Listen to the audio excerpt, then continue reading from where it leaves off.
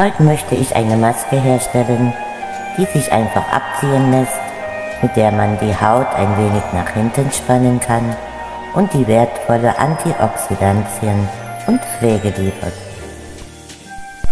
Hallo und herzlich willkommen, mein Name ist Elke und wir legen gleich los.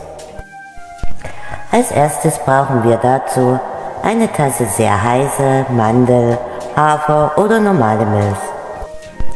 Fügt einen halben Teelöffel Meersalz und einen Teebeutel schwarzen Tee in die Milch, deckt alles gut zu und lasst es ca. 5 Minuten ziehen. In der Zwischenzeit schneidet ihr Reispapier in verschiedene große Stücke. Reispapier gibt zusätzlich noch wertvolle Inhaltsstoffe an die Haut ab, klebt gut und lässt sich leicht abziehen. Wer keine entsprechende Einkaufsmöglichkeit dafür hat, kann es sehr günstig bei Amazon bestellen. Den Link setze ich in die Beschreibung.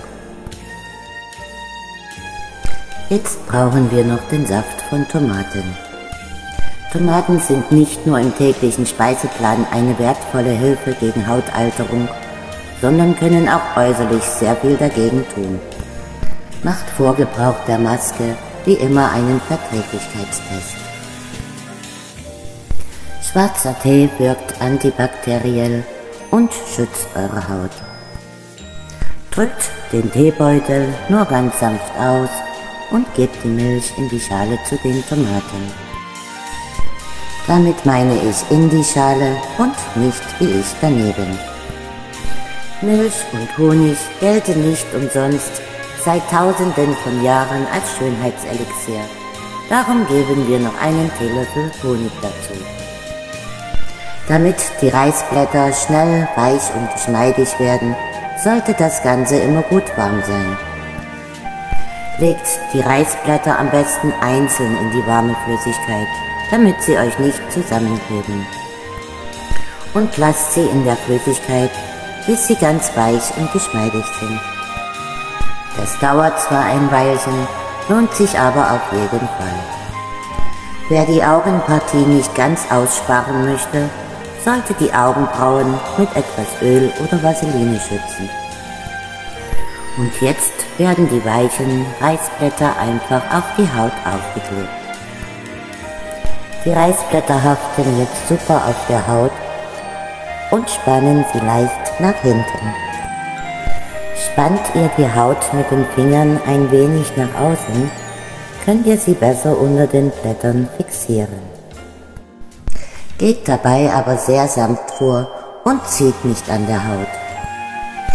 Wir wollen ja keine zusätzlichen Falten in unser Gesicht einarbeiten.